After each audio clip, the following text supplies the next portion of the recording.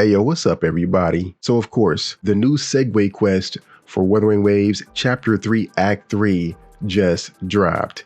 And I just finished it. Man, I enjoyed this story thoroughly. Before we go ahead and get into it, I gotta say, this video is just me giving my thoughts. It isn't really a complete breakdown of the story.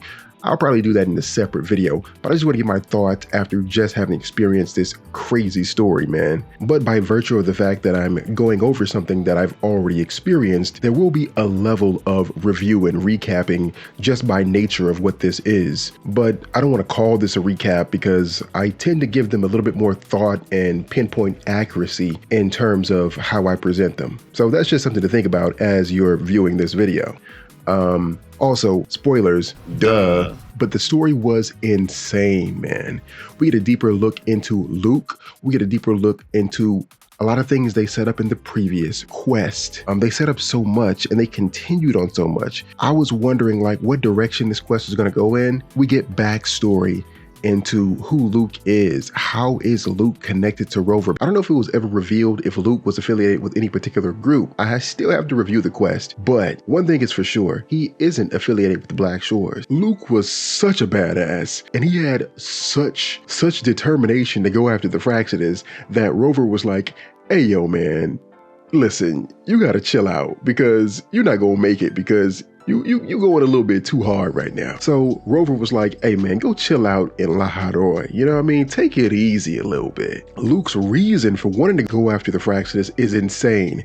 Basically, it was kind of what we saw in the trailer. His father died, but then it was apparent that the Fractsidus, the Grand Architect specifically, had been impersonating his father, and we don't even know how long, or rather he doesn't know how long this was going on. Also, apparently things have been done to his brother. Luuk was incensed, and Rover will be too by the end of the quest, and that's for another crazy ass reason. I mean, this quest was insane, dude. And because Luuk hates the Fractsidus so much, we actually get a lot of information about the Fractsidus from him. We get information on the makeup of the Fractsidus and the fact that the Fractsidus members kind of have their own internal code names. We kind of already have the code name for Frolova, which is Hecate, but Arachnos is the code name for Cristofaro. And apparently these code names, they give us insights into the nature of these characters and their abilities and kind of like their calling cards and what they like to do and basically just how they operate, which is really interesting.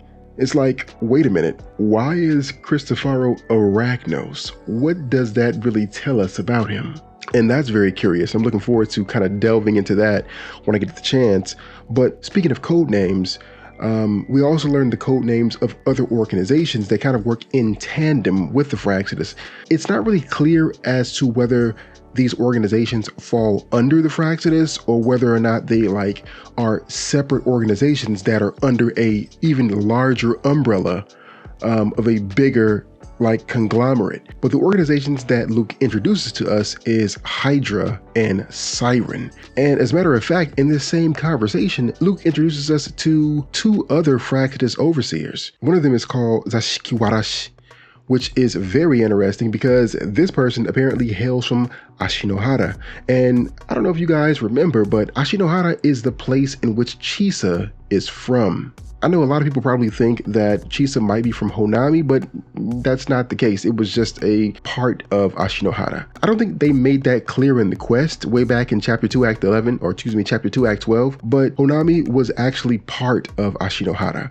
And apparently Ashinohara was like devastated by the lament, which is kind of interesting too because Chisa apparently went back to Ashinohara to see her parents. So it kind of brings into question, what is the state of Ashinohara? Will we actually get a chance to go there as well? But yeah, man, there were a lot of different nuggets of information that kind of trail off into previous story plot points, as well as things that lead us into new territory. I mean, this quest, it was really great, man. I would say this, of all the non-main quests, main quests, this was probably the best one yet. Apparently, the new Federation is like a haven for the Fractsidus, and it's also where the big bucks come from. We learn how like the Space Trek Collective and Star Torch Academy, all of that, it's funded. It's essentially all funded from money that comes from the New Federation. The New Fed is where all the deals happen when it comes to the Fractsidus and everything like that. And they essentially are kind of like flooding in money. And so when Rover tells us in the previous act that, hey man, it's a nest of competing factions in the region, in La Haroi, this is what he's talking about. He's talking about the Fractsidus. He's talking about Hydra. He's talking about Siren. He's talking about any other factions and agencies that essentially hail from different places, but primarily from the New Fed. I mean, I'm just talking about tons of different things here because there were so many different things mentioned that gives us so much information. It expands on so many things that have already occurred. Like, I never thought that we would eventually get back to Chisa's story. Man, also, Rover, we kind of get information that scene where we see Rover falling into the etheric sea in the previous act, that might be Rover, just, it's kind of like implied that that's Rover first coming to Solaris, which is interesting because when we start the game seeing all of that. But I don't know how this is supposed to line up because we start the game waking up in Jinzhou from having been put to sleep and our memory being erased. However, our memory was erased 20 years prior. So it's kind of like, what actually happened here? Did we put ourselves asleep and then launch ourselves to try to go through the etheric sea but fail? Like, what actually occurred? Or is this just a flashback from a different point? There's a lot of different possibilities. They could be trying to retcon, because if you guys remember from chapter 1, this story happened over a huge galactic scale of time.